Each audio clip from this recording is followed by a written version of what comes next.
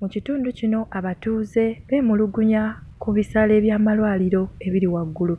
Amalwaliro agali mu kitundu ky'Enamulanda bwe bajja Kisubi amalwaliro ga bbeeyi. Olw'ensonga eyo tutuukiriddeko ku bantu abamu okubaako kye boogera ku nsonga y'amalwaliro mu kitundu kino ag'ebbeeyi ennyo.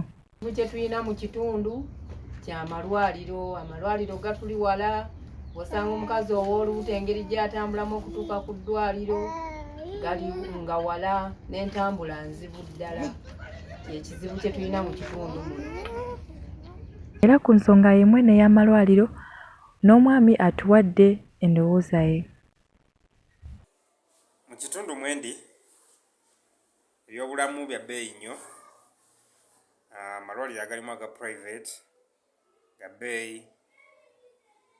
ate aga gavumenti agalimu amalagala temuli.